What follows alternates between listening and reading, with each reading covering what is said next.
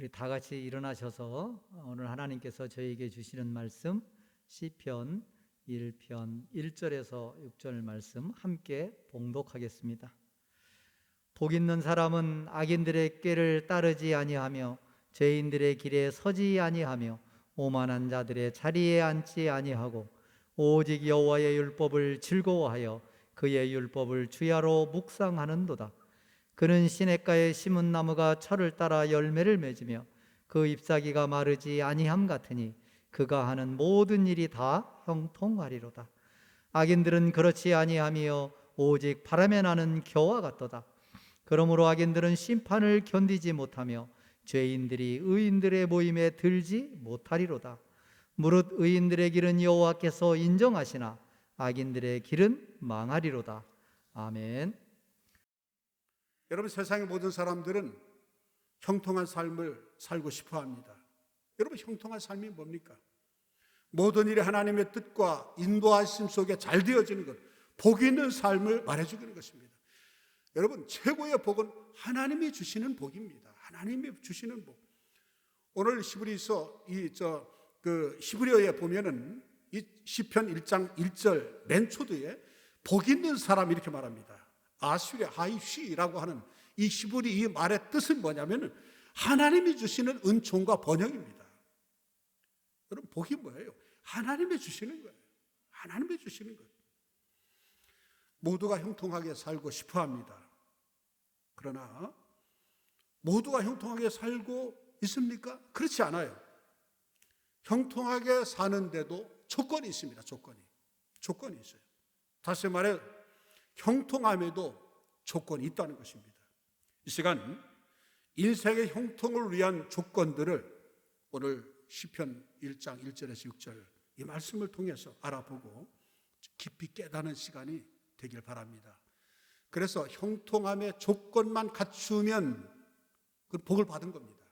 다시 말하면 형통함의 조건을 갖추었다는 것은 복자가 됐다는 거야. 복자. 복 있는 사람이 되면 되는 거예요. 복 있는 사람. 다시 말하면 형통함의 조건만 딱 갖추어져 있으면 이제 그걸 끝나는 겁니다. 물질, 건강, 앞으로 자녀, 사업장 걱정하지 마십시오. 복 있는 사람, 다시 말하면 행복한 사람, 형통한 삶을 위한 조건만 딱 갖춥시다. 그러면 문제는 없습니다. 그 뒤부터는 하나님이 하십니다. 하나님이 역사하십니다. 자, 첫째로 복 있는 사람들은 악인들의 꾀를 따르지 아니한다라고 말씀합니다. 사람은 인생을 경험할수록 세상에 악인들이 정말 많다 하는 것을 아마 여러분들 알게 될 겁니다. 그들의 꾀임에 따라가지 않는 것, 이게 바로 복 있는 사람이라는 것입니다. 여러분, 아담과 하와가 얼마나 복을 많이 받았습니까? 하나님의 형상대로 지음받았어요. 피조물인 인간이 하나님의 형상대로 지음받았다. 참 놀라운 일 아니겠어요? 온 지구상에 있는 동식물들을 다스리고 돌볼 권한을 부여받았으니 큰 복이 아닐 수 없습니다. 생육하고 번성하고 충만하고 땅을 정복하라, 모든 생물을 다스리라는 그런 특권을 주셨다는 것입니다. 그럼에도 불구하고 아담과 하와는 마귀에게 귀를 기울였어요. 마귀의 말을 새겨 듣고 하나님을 거역하고 악을 행했습니다. 이것이 인류 비극의 시작인 것입니다. 범죄한 아담은 노동과 죽음을 형벌을 받게 되었고, 하와는 해산의 수고를 하여야지만 되어지는 그런 비극의 인생이 되어진 것입니다. 여러분, 악이라는 것은 하나님의 뜻을 거역하고 이 세상을 파괴하는 절망적인 마귀를 따라가는 것을 말합니다. 여러분, 복 있는 사람이 뭡니까? 마귀의 그 귀에 솔깃하지 아니하고 마귀를 따라가지 않는 겁니다. 여러분, 매일 일어나고 있는 이 사건들, 오늘 아침에도 사건이 일어나고 계속 되어지는 이 사건들, 무엇을 의미합니까? 악이 이 세상을 지배하고 있다는 것을 우리에게 보여주고 있는 것 아니겠습니까? 뉴스와 신문을 보면은 하루가 멀다 하게 잔인하고 끔찍한 일들이 수없이 일어납니다. 여러분, 그것은 배후의 악의 세력이 조종을 해서 우리의 삶을 죄로 물들이는 것을 말하고 있는 것입니다. 요한복음 10장 10절의 말씀 보니까 도적이 오는 것은 죽이고 멸망시키려고 하는 것뿐이라고 그랬어요. 이 도적은 마귀입니다. 마귀. 그러나 내가 온 것은 생명을 얻게 하고 더 풍성히 얻게 하는 것이라. 마귀는 악한 존재지만은 우리 하나님은 좋으신 하나님이십니다. 그렇습니다. 좋으신 하나님은 예수 그리스도를 통해서 우리에게 선한 삶을 주시기를 원하지만은 악하고 더러운 마귀는 불순종하는 사람들을 통해서 우리의 삶에 나쁜 것을 가져다 줍니다. 매일매일 마귀가 속삭이는 그 소리, 달콤하기도 합니다. 먹음직합니다. 보암직합니다. 아주 탐스럽습니다.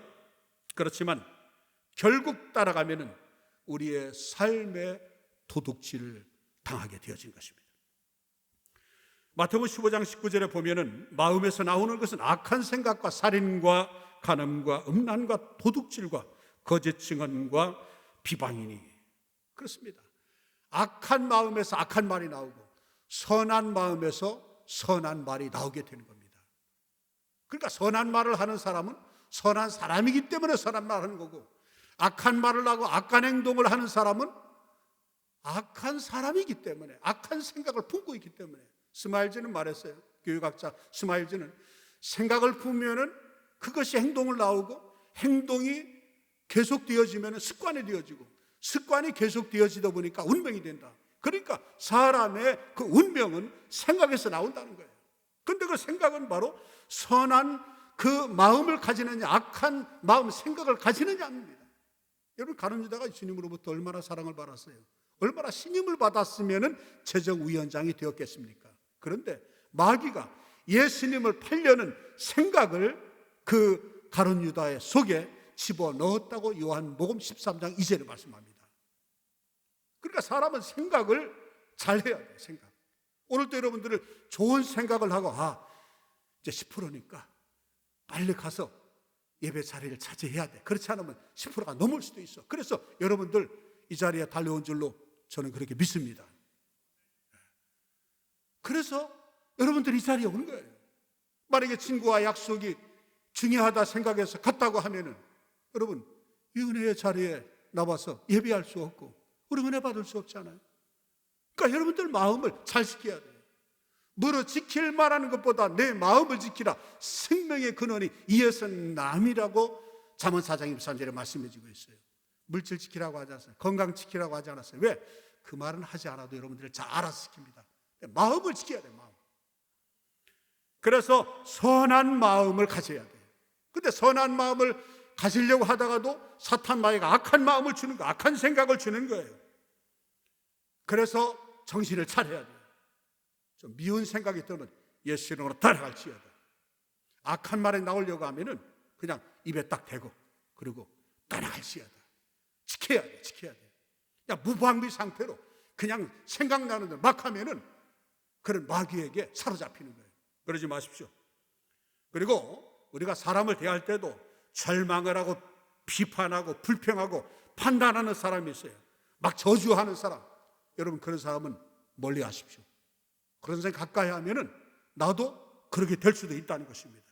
축복의 말, 은혜의 말을 하고 희망이 담긴 말을 하고 부정적인 말을 하지 않고 긍정적인 말을 하면은 나도 희망의 사람이 되어지고 긍정적인 사람이 되고 나도 복받는 사람이 되어지는 거예요. 그런 사람 같이 해야 돼요. 그리고 두 번째 사람은 복 있는 사람, 어떤 사람이냐? 죄인의 길에 서지 아니한다, 이렇게 말합니다. 여러분, 율법을 어길 때 죄가 되는 겁니다. 죄라는 것은 다른 거 없어요. 하나님 말씀을 어기면은 죄가 되는 거고 하나님의 말씀을 지키면은 복이 되어지는 것입니다. 죄인의 길에 선다. 죄인의 길에 선다. 선다는 말은 이 히브리 말해 보니까 이 죄라는 이 선다는 말이 아마드라는 말인데, 죄인의 길에 서지 아니한다라고 했는데 선다는 게 이 아마드라는 말이 뜻이 뭐냐면 머무르다. 이거 머무르다. 그러니까 우리가 순간에 잘못 생각할 수 있고 악한 생각할 수 있고 그리고 악한 행동을 할 수도 있어요. 사람이기 때문에. 의는 없나니 하나도 없다고 그랬어요. 우리의 그 생활이 완전히 온전할 수는 없어요. 때로는 잘못 행할 수 있어요. 죄를 지을 수 있어요. 그런데 문제는 악한 죄를 범하는 것을 계속 습관적으로 거기에 머물러 있으면 이것이 문제라는 것입니다. 머물러 있어서는 안 되는 것입니다. 머무르면 안 되는 것입니다. 그러므로 죄인의 길에 섰을 때는 순간 우리는 회개해야 됩니다. 주님의 십자가 앞에 내려놓고 보혈의 힘을 의지해서 우리가 죄사함을 받아야 하는 거예요. 또 잘못하면 그때마다 십자가 앞에 나가서 우리의 모든 죄를 내어놓고 주님 앞에 고백하면, 너의 죄를 자백하고 고백하면 저는 미쁘시고 의로우사 우리의 죄를 사하신다고 했어요. 그래, 우리의 죄를 사할 수 있는 능력은 예수님의 십자가의 보혈밖에 없습니다. 여러분 268장 찬송에 보면은 죄에서 자유를 얻게 함은 보혈의 능력 주의 보혈, 시험을 이기고 승리하니 참 놀라운 능력이로다. 주의 보혈 능력이 또다. 주의 피미도 주의 보혈 그 어린 양 매우 귀중한 피로다. 육체 정욕을 이길 힘도 보혈의 능력, 눈보다 더 시게 맑히는 것도 주의 십자가 보혈의 능력, 구주의 복음을 증거하는 그 능력도 십자가 보혈의 능력을 믿을 때 우리는 담대히 복음을 증거할 수 있는 것입니다. 그렇습니다. 하나님께서 예수 그리스도의 보혈의 능력을 주신 것은 죄에서 자유를 얻기 위해서 주신 것입니다. 그래서 때로는 우리가 죄인의 길에 섰을 때도 죄를 지으면 그때마다 즉시 예수님의 십자가의 보혈을 의지해서 주님의 십자가의 보혈로 씻겨달라고 주님 앞에 기도해야 되는 것입니다.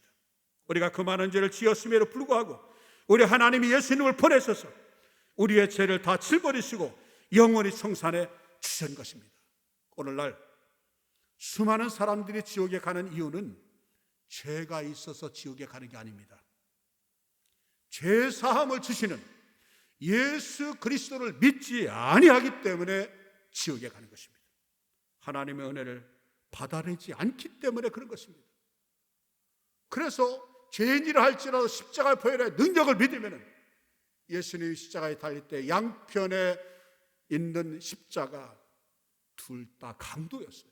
한 사람은 저주하고 지옥으로 갔어요. 그러나 우편에 있는 한 강도는 예수요, 주님의 나라에 갈 때, 하나님 나라, 당신의 나라에 갈 때 나를 기억하소서. 그때라도 예수를 믿겠다. 강도였지만 마지막에 예수님의 십자가 표현을 믿고 예수님을 영접함으로 예수님이 하신 말씀, 내가 오늘 밤 나와 함께 낙원에 있으리라, 천국에 있으리라. 천국 갔어요. 그렇습니다. 우리가 죄인의 길에 서지 않으려면 다른 방법이 없어요. 정신을 차리고 순간 죄의 길에 섰다 했을 때는 바로 주님의 말씀을 의지하고 십자가 보혈의 능력으로 우리는 죄사함을 받아야 하는 것입니다. 그래서 죄인의 길에 선다는 이 말은 죄를 따르는 것이 습관에 되어지는 것을 말합니다. 그런 사람들은 더 이상 양심에 가책도 없어요. 더 악한 짓을 습관적으로 하는 것입니다. 여러분, 그렇게 되어지면 인생은 어떻게 할까요? 인생은 피폐하게 되는 것입니다. 절망하게 되어지는 것입니다. 우리 인간을 넘어뜨리는 마귀의 강력한 수단 중에 하나가 뭔지 아십니까? 어려울 때가 아닙니다. 풍요로움입니다. 이스라엘 백성들이 타락한 그 원인 중에 하나도 가나안 땅의 물질적인 풍요로움이었습니다. 광야에서 매일 하나님의 도우심만 바라던 사람들이 풍요로운 땅에 들어와서 기도도 안 합니다. 먹고 살 걱정을 안 하니까 타락하기 시작합니다. 그 땅에 우상 숭배를 답습하기 시작합니다. 이스라엘에서는 마찬가지예요. 가나안에 왔을 때도 그렇고 애굽에서도 마찬가지예요. 애굽에서 처음에는 하나님을 생각하다가 이제 애굽의 풍요로움 때문에 그들은 하나님을 잊어버렸어요. 애굽 사람들이 숭배하는 우상을 숭배하게 됩니다. 하나님이 긴장하라 했어요. 아, 이러다가 이 백성이 나를 잊어버리고 나를 섬기고 나를 예배해야 되는데, 그래서 하나님께서 이스라엘 백성들을 고난을 통해서 하나님을 만나게 하기 위해서 바로의 마음을 강팍하게 합니다. 고역 생활이 더 심해집니다. 그때 이스라엘 백성들은 하나님을 찾게 됩니다. 어려움을 통해서. 사람은 그렇습니다. 풍요로울 때 하나님을 잊어버립니다. 그러나 어려움에 처하면은 하나님을 찾게 된다는 것이죠. 미국에 유명한 소설가가 있습니다. 존 스타인백이라고 하는 분인데 이런 말을 했어요. 저는 100% 이분의 말을 저는 아주 공감을 합니다. 만약 당신이 한 국가를 무너뜨리고 싶다면 그 나라의 모든 물질적인 풍요로움을 안겨주어라. 그래서 그들로 하여금 욕심이 가득하게 하라. 그러면 그들의 인생은 비참해질 것이다.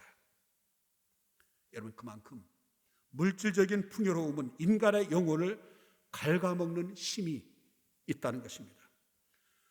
풍요에 취한 이스라엘 백성들은 영적으로 급속도로 타락하기 시작합니다. 하나님의 사람들이 영적으로 타락하면 반드시 거기에 상응하는 대가를 치르게 됩니다.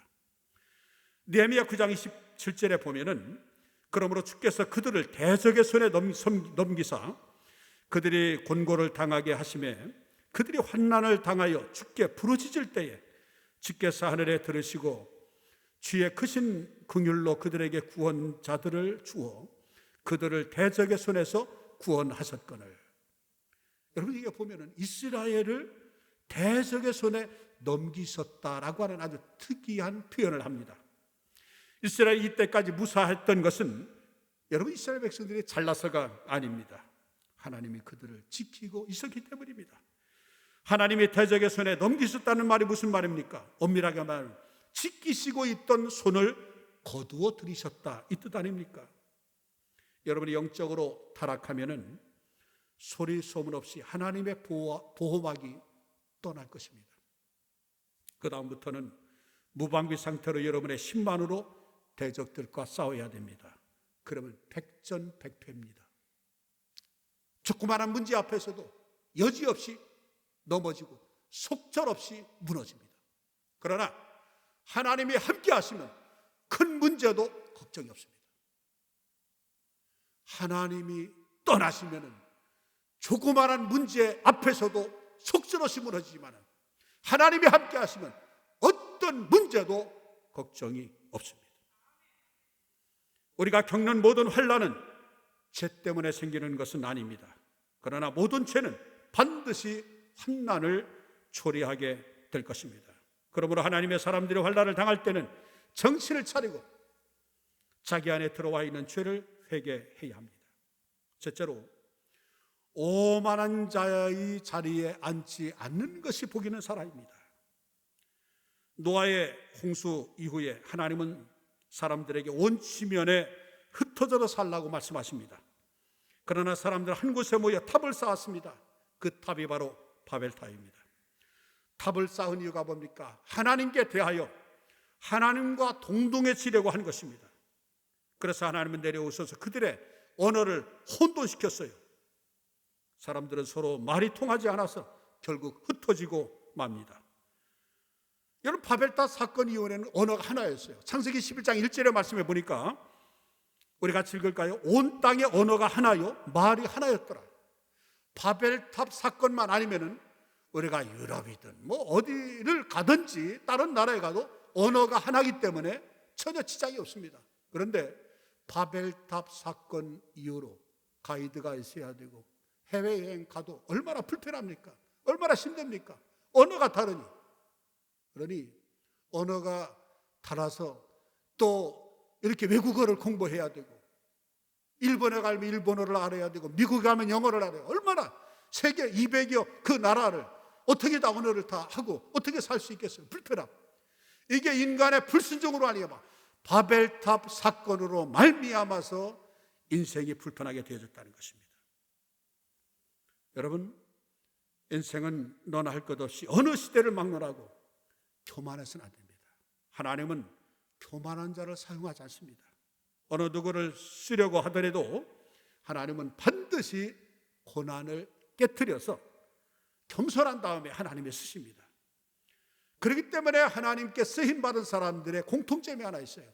고난을 많이 겪은 사람입니다. 요나 선지자였습니다. 너는 지금 가서 그것을 쳐서 외치라. 그것이 뭡니까? 복음입니다. 니네의 12만 명 구원하는 것이 하나님의 계획이었어요. 근데 요나는 교만했어요. 하나님의 눈높이로 생각하지 않았어요. 가뜩이나 원수 같은 나라, 저 대적들 이참에 하나님께서 멸하시면 얼마나 좋을까 스스로 쾌재를 부리면서 내가 가서 복음을 증거하지 않으면 그들은 망하겠지. 그래서 요나는 불순종했어요. 근데 하나님의 뜻은 그게 아니었어요. 원수의 이방 나라 니느웨에 가서 복음을 증거해서 12만 명을 구원하는 것이 하나님의 계획이었습니다. 여러분, 하나님은 하나님의 뜻을 절대로 접지 않습니다. 반드시 하나님께서 그 뜻을 이루신다는 것입니다. 교만했던 요나는 불순종을 했지만은 하나님은 요나를 물고기 뱃속에 들어가게 해서 죽을 고비를 넘기게 합니다. 그 사건을 통하여 요나는 겸손하여서 낮아져서 산산조각 났어요. 자기가 자존심이고 뭐고 다 완전히 다 내려놓고 겸손했을 때 하나님은 그를 쓰셨습니다. 모세도 마찬가지입니다. 애굽의 모든 무술을 마치고 학문을 다 통하고 했을 때 모세가 한 일은 그저 애굽 사람을 쳐 죽인 살인자로 그는 등락하고 맙니다. 그러나 하나님께서 그를 광야 생활의 40년 동안에 다듬고 낮추고 이두루의 양머리를 치는 그 삶을 통해서 겸손하게 만듭니다. 됐다 싶을 때 80세 고령의 나이에 이제 가서 바로에게 이 백성을 보내라 하라. 80세 고령의 나이에 하나님이 쓰십니다. 여러분, 40이었던 80이었던 120이든 나이는 숫자에 지나지 않습니다. 여러분, 하나님 앞에 겸손하면 80으로 수임받고 하나님 의지하지 않으면 40세 정말 무엇인지 할 수 있을 것 같은 용비백배해도 하나님은 절대로 쓰시지 않습니다. 우리는 복을 받고 높아질수록 낮아져야 합니다. 겸손해야 합니다. 겸손은 참 귀하고 아름다운 복입니다. 마지막으로 우리가 하나님께 복을 받기 위해서는 여호와의 율법을 즐거워하라. 여러분, 유대인들은 성경을 율법이라고 했습니다. 율법. 여호수아 1장 8절의 말씀 우리가 이 율법책을 내 입에서 떠나지 말게 하며 주야로 그것을 묵상하여 그 안에 기록된 대로 다 짓게 행하라. 그리하면 내 길이 평탄하게 될 것이며 내가 형통하리라. 그렇습니다. 내 길이 평탄하게 될 것이다. 내가 형통하리라. 여러분, 다윗은 마지막에 임종을 앞두고 아들 솔로몬에게 하나님의 말씀을 지키라. 좌우로 치우치지 말라. 그리하면 내가 어디로 가든지 지역입니다. 무엇을 하든지 직업입니다. 내가 형통하리라. 여러분, 여러분들이 무슨 일을 하든지 여러분들이 어느 곳에 있든지 지역이 중요한 게 아니에요. 무슨 일을 하든지 크고 작은 것이 중요한 것이 아닙니다. 하나님의 말씀에 즐겨 순종하면 평탄하게 됩니다. 형통하게 됩니다. 우리가 무엇을 하든지 어디에 있든지 하나님이 함께 하실 때는 형통한 삶을 살지만 하나님을 떠나서는 어떤 수고도 헛될 뿐입니다. 우리가 하나님의 말씀을 늘 사모하고 정말 마음의 양식으로 삼고 살아야 하는데 사람들이 영적으로 타락하기 시작하면은 그 타락할 때의 징조가 하나 있어요. 징조. 이 짐승들을 보면은요, 가축을 키워보면은 그 병이 들었을 때는 특징이 하나가 음식을 안 먹습니다. 그릇 시름시름 앓다가 죽습니다. 사람이 영적으로 피폐해질 때 특징이 뭐냐 하니까 바로 하나님의 말씀을 가까이 하지 않습니다. 그리고 하나님의 말씀을 듣기 싫어합니다. 늘 들려주는 말씀, 늘 들은 말씀, 늘 설교 때마다 매 주일마다 그냥 식상하게 생각하고 그렇게 가볍게 여깁니다. 여러분, 하나님의 말씀이 정말 진리인데 진리로 받는 진실한 하나님의 살아계신 말씀으로 하나님으로 여기고 받는 그런 사람이 있는가 하면은 그냥 진리다, 실증 난다, 그렇게 여기는 사람이 있어요. 여러분들이 그럴 수도 있어요. 우리가 같은 반찬을 계속 이게 드시면은 어때요? 실증이 나잖아요. 질린다고 하잖아요. 저는 그래서 제가 말씀을 준비하고 말씀을 전하는 이 설교자로서 늘 주일마다 말씀을 듣고 하니까 혹시 음식을 자주 먹으니까 질리듯이 정말 이 진리의 말씀을 질리게 여기지는 않을까, 그런 마음이 생기더라고요. 여러분, 똑같은 말씀이라도, 날마다 전해지는 말씀이라 할지라도 하나님의 말씀으로 받을 수 있기를 주로 축원합니다. 여러분, 하나님 말씀은 살아 있습니다. 능력이 있습니다. 여러분, 말씀대로 순종하기만 하면은 돌파구가 열립니다. 불가능한 돌파구를 여는 강력한 힘은 하나님의 말씀에 있습니다. 그런데 이스라엘 백성들은 귀찮아했습니다. 목을 곧게 하여 말씀을 듣지 않았어요. 듣고도 순종하지 않았습니다. 여러분, 왜 말씀을 없이 여겼습니까? 그 이유가 뭡니까?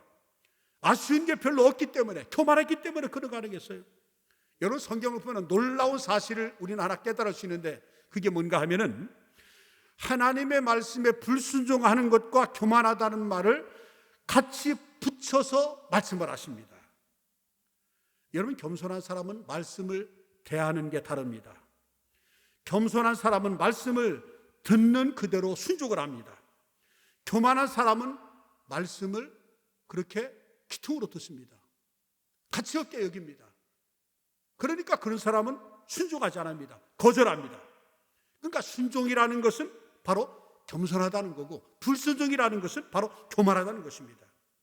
오늘 여러분들은 하나님 말씀을 어떻게 대하고 계십니까? 말씀을 혹시 업신여기진 않습니까? 말씀을 업신여기면 반드시 재앙이 옵니다. 그것은 이스라엘 역사 속에 이미 입증이 되었습니다. 말씀을 업신여기고 불순종했을 때 그들은 영적인 능력을 잃어버렸습니다. 그러니까 삶에 피폐해지는 것입니다. 그러나 정말 하나님 말씀을 믿고 따르고 순종할 때 거기에 놀라운 역사가 일어납니다. 나라가 발전하기 위해서는 하나님 말씀을 받아들여야 합니다. 교회를 세우고 하나님 말씀을 가르치고 말씀에 따라서 법과 행정 체계를 만들어 통치하면 국가는 반드시 성장하고 부강해지는 것입니다. 미국의 16대 대통령이었던 에브라임 링컨은 이렇게 말했습니다. 나의 어린 시절의 추억 중에 가장 인상에 남는 것은 어머니 무릎에 앉아서 성경 말씀을 들었던 것이다. 특히 귀가 닳도록 십계명을 되풀이하여 들은 것을 나는 잊을 수가 없다. 대통령으로 직무를 하다가도 힘이 들 때마다 나는 말씀을 보고 힘을 얻고 용기를 얻었고 지혜를 얻고, 그래서 말씀에 힘을 얻고 내가 노예 해방을 이루었고 모든 것을 했다. 그것은 나 링컨이 아니라 하나님이 하신 것이다. 우리가 범사에 형통한 삶을 살기 위해서는 무엇보다도 말씀 가운데 서야 합니다. 말씀이 바로 형통이고 말씀이 보장해 주는 것입니다. 독일의 마틴 루터가 종교개혁을 일으킨 후에 말씀을 중심으로 살면서 엄청나게 번창하고 세계에 영향력을 행사하는 막강한 나라가 되었습니다. 스위스는 작은 나라, 산악에 불과하지만은, 산악국가지만은 요한 칼빈에 의해서 개신교가 뿌리를 내린 후에 잘 사는 나라가 되었습니다. 여러분, 덴마크도 오스트리아와 투르시아의 전쟁에서 참패를 합니다. 기름진 땅을 다 빼앗겼습니다. 처참한 저지에 처하게 됐습니다. 그때 절망하고 허덕이는 국민을 향해 그룬트비 목사님이 하나님을 사랑하자, 이웃을 사랑하자, 자연을 사랑하자라고 하는 이 캠페인을 벌입니다. 그 결과 100년도 안 되어 덴마크는 이 세상에서 우수한 농업 국가가 되었고 가장 잘 사는 나라 중에 나라가 되었습니다. 해가 지지 않은 나라로 전 세계를 장악했던 시절에 영국이 그때가 언제였습니까? 말씀으로 나라를 통치했던 빅토리아 여왕 시대였지 않습니까? 여왕은 늘 성경을 옆에 두었습니다. 그리고 하나님 말씀대로 순종했습니다. 성경을 읽고 묵상하고 날마다 하나님을 찬양했어요. 여왕이 하나님을 찬양하니까 온 백성들이 하나님을 찬양합니다. 막강한 나라가 되었습니다. 여러분, 미국 우리가 잘 알듯이 신앙을 위해 신대륙에 미국의 북미로 와서 제일 먼저 하나님의 교회를 세웠어요. 하나님 중심으로 나라를 세운 순례자들에 의해서 만들어진 나라가 바로 북미 아니겠습니까? 그리고 온 세계에 복음을 나누고 선교사를 파송했습니다. 오늘날 미국은 세계 역사상 가장 강력한 나라로 성장했습니다. 바이든 대통령 취임식을 보니까 하나님 말씀을 딱 앞에 놓고 취임 선서를 하더라고요. 미국의 역대 모든 대통령은 하나님 말씀에 선서를 하고 그리고 하나님 앞에서 서약을 합니다. 하나님을 섬기는 나라와 민족은 잘 될 것이라 성경은 말합니다. 다윗은 지극히 형통한 이스라엘의 왕이었습니다. 그는 시편 1편에서 복 있는 사람의 조건을 말씀합니다. 자기가 그렇게 살았기 때문에 그렇게 알 수 있는 것입니다. 시냇가에 심은 나무가 철을 따라 열매를 맺으며 잎사귀가 마르지 아니함 같으니 하는 일마다 하나님이 함께 하시면 형통하게 된다고 그는 간증을 하고 있는 것입니다. 이런 미국의 초대 정치인이 누굽니까? 벤자민 플랭클린입니다. 그는 이렇게 고백했습니다. 나를 성공으로 이끈 모든 것들 뒤에는 하나님의 자상하신 섭리가 있었고 내 삶의 모든 행복은 하나님의 섭리로부터 나온 것이다.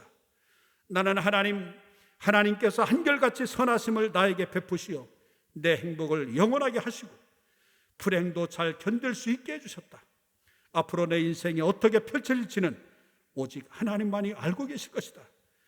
하나님의 전능하신 신만이 우리에게 복을 내려 주실 수 있고 우리들의 고통 또한 하나님이 우리에게 베풀어 주신 것이다. 벤자민 플랭클린은 외교관이었습니다. 과학자였습니다. 저술가였습니다. 여러분, 우리도 하나님을 섬기면 이렇게 훌륭한 사람이 될 수 있습니다.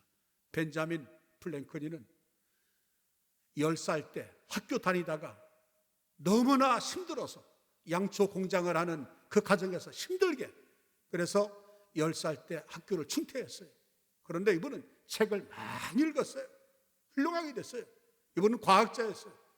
이런 높은 빌딩을 이제 벼락이 치면은 이제 건물이 무너지지 않습니까? 벼락을 맞아서. 그래서 이 피레침이라는 게 있습니다.